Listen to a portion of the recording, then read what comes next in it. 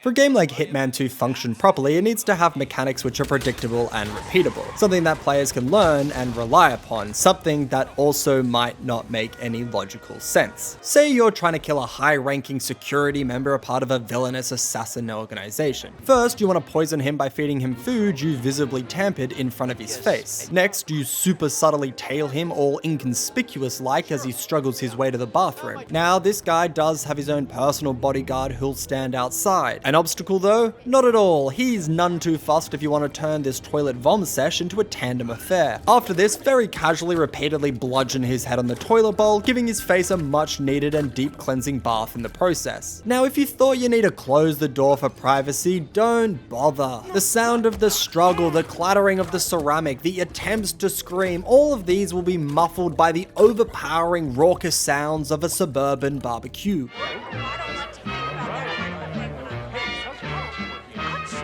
And voila, corpse a la carte. But uh-oh, you've committed a murder. Time to run.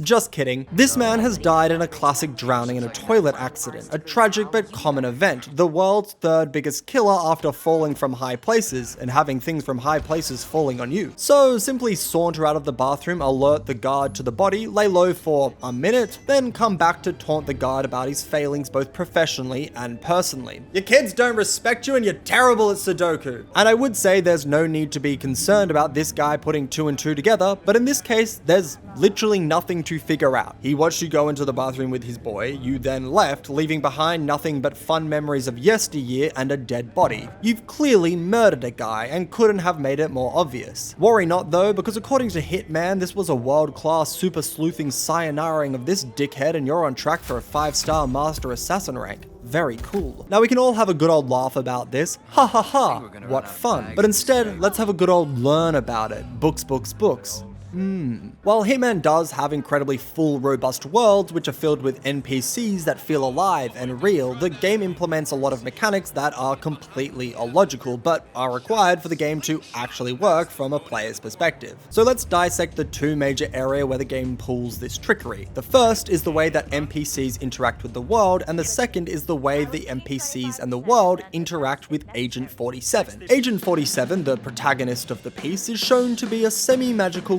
godlike figure, highly capable at literally everything. Being highly competent at literally anything you do though is explainable and small fry compared to the glaringly obvious. 47 has what can really only be described as supervision, the ability to see through walls with a fun color coding system to match. We're told he has heightened senses, but 47 can straight Altair eagle vision in the middle of a room and sense the presence of a newspaper, which I'm not really sure how useful that part of the power is in reality, but the seeing people through walls thing is undeniably an actual superpower. More than this though, 47 apparently has a magical aura around him, which means he's treated in a way no human has ever been treated ever in the whole history of humans treating humans certain ways. A lot of this is derived from his special patented assassin move, wearing the clothes of those he choked out. What we can only assume started as a kink actually has utility. This sex prank gone extreme, gone viral, gone wrong allows 47 to get into places he wouldn't be able to usually. For example, if you dress like a cult member, you get access to the cult's fun underground rumpus room. Cleverly though, the game has it so some of the NPCs know their fellow costume compatriots and will be suspicious of 47 if they see him in an outfit he doesn't belong. Who are you trying to fool in that outfit? That outfit is in no way believable.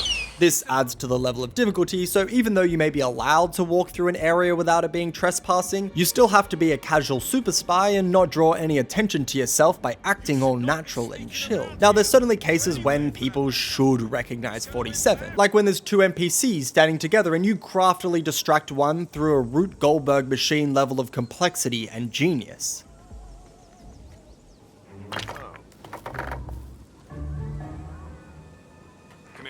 Thought I heard something. You then lustfully lay your hands upon them, take them to a secluded location, undress them, then wander back to their post in the outfit, where the none the wiser NPC companion will be, well, none the wiser. Command is dropping the ball like you wouldn't believe today. And of course it works this way. If everyone recognized you, it'd be too hard, so the game pushes the logic of reality a little bit. But the game doesn't just like pushing logic and making you get on board. It constantly tries to find shifty workarounds that would help justify why 47 is able to get into the places he can, beyond he's dappered up wearing the right fit. The classic among these is the old "you can't see my face." We're talking masks, helmets, makeup, elaborate head garb, you name it. If it covers one's face, then 47 has probably worn it. This is really smart, it's easy to implement, and it's incredibly effective, and as impressively many different ways the game does provide 47 to hide his moneymaker, sometimes he does need to be seen. So beyond obscuring the face of 47, the game will also give other justifications for why people might not recognize those they're meeting. Oh, it's my first day as a chef at a crime lord's manor, so the guy that hired me won't know what I look like. No interview, I suppose, no background check needed, no facial ID printed, none of that?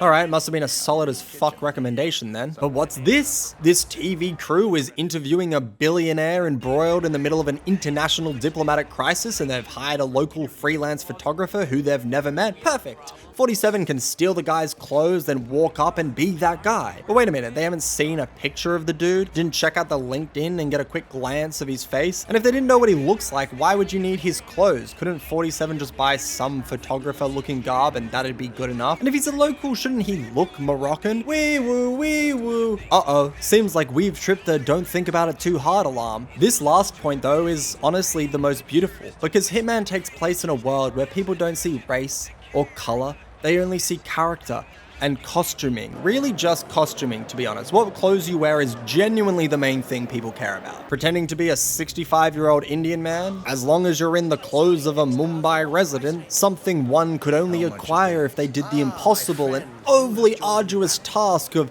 going to a store and buying them. Well, then you're in the clear. Pretending to be a part of a Colombian mariachi band? Then all you need is rhythm and good times to sidle right on in. Hold on though, wouldn't the other members of the band recognize that 47 isn't the standard percussionist? I mean, surely, right? But in this case, maybe they went, hey, we're performing for some drug dealers and we're already late. So if this is the guy rocking the drums, then so be it. There are quite a few occasions when NPCs have undoubtedly met the person 47 is pretending to be and would have a lot of good reasons to call them out for that impersonation. Maybe they're friends, work colleagues, lovers, and then 47 rocks up and the person's like, ah yes, this is the man I've known for over a decade. And this idea extends to voices. You can literally knock out a person on the phone to someone, pick up that phone, and then talk to them with a notably different voice, and the NPC is like, ah, that's the sweet German voice I know and love and was definitely just communicating with. Often, these all go hand in hand together. One NPC can have literally just been conversing with another, then 47 takes their clothes and approaches them again, being clearly A, not a local from the area, B, obviously a different guy to the one they were just talking to seconds ago, and C, having an entirely different voice and accent. Is that supposed to make me feel better?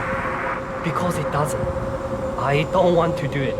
I'm ready to experiment. And a collection of supposedly intelligent and savvy NPCs go, sick one lad, glad you're back. Sometimes you can do all of this to the same NPC twice. Step 1. Dress up as a lawyer who the future murderee has surely known for years and have a friendly chat with them. Step 2. Change into the detective outfit which was at your feet the whole time during that conversation. Step 3. Mere minutes later, strike up a new conversation, this time dressed up as the detective who that NPC was talking to not 10 minutes prior. Step 4. Revel in the fact that they don't recognize either of the people they definitely know or realize you're both individuals. Step 5. Push them off a balcony.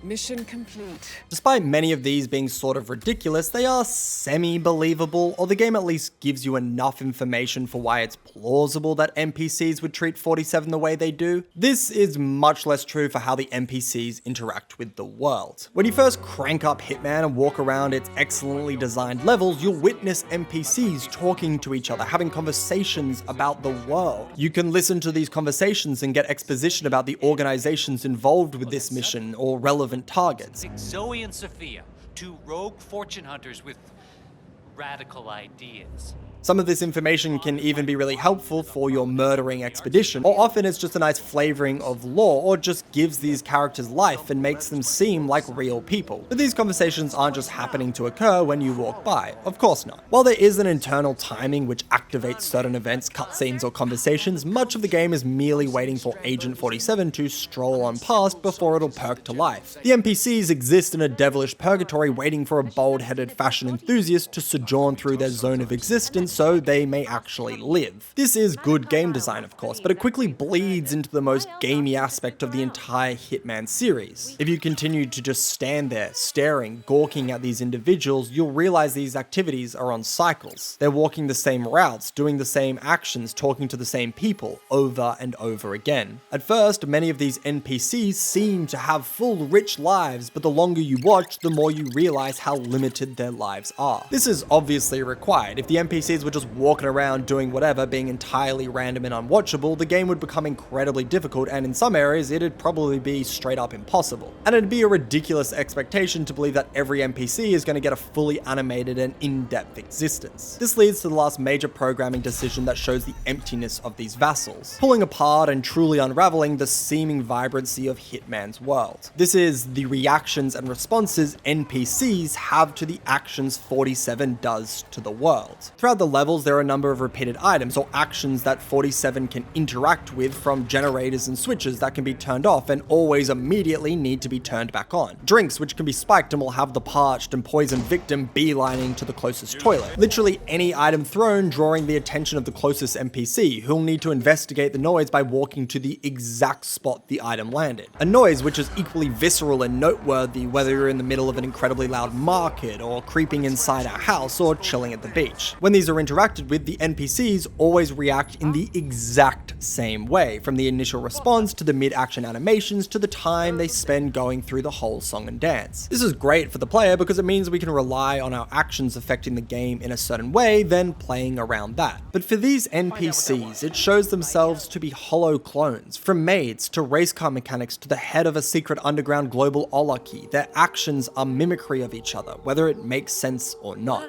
Now, there are some unique interactions and actions reserved for special NPCs, but for the most part, they're all wired the same. Every NPC is a replica of the other, differentiated mostly by the clothes they adorn. A truly haunting thought, but as haunting as this is, it's not nearly half as haunting as the way these NPCs deal with death. I can only describe NPCs' response to death as irreverent, a true indifference to the ending of consciousness. Perhaps it's more though, perhaps it's a fear or an acceptance of their own inevitable demise. Because while a murdered body might spur a quick panic, a visceral reaction for a moment,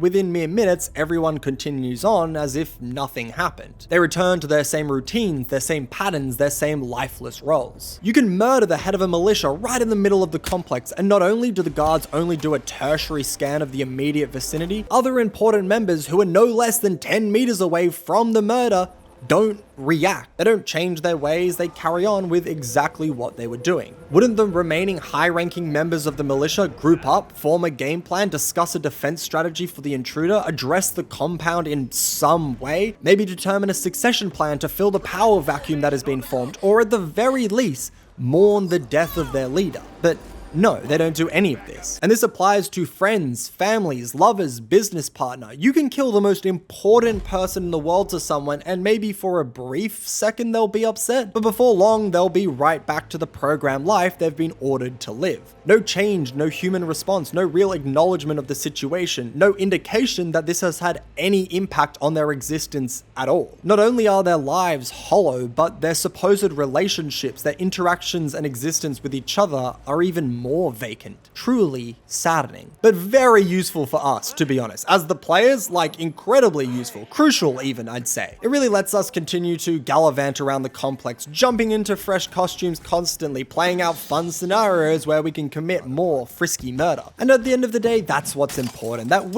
Agent 47 are allowed to frolic around these fun landscapes, getting into every nook and cranny we please. That we can play with, manipulate, and dispose of these glorified mannequins. Hitman gives gives us the pretense of rich, full worlds, provides the veneer of complex and autonomous NPCs, but in reality it delivers a playground for a big baldy with a penchant for killing to treat its citizens as puppets. Which it should, because, you know, it's a game. Well, 3 games, technically, and a great throuple of games at that. And that's the video. If you like Hitman content, then I have a collection of killer Hitman essays coming down the pipeline soon enough. Subscribe to the channel, check out my other content, and as always, I will see you in the next one. Bye!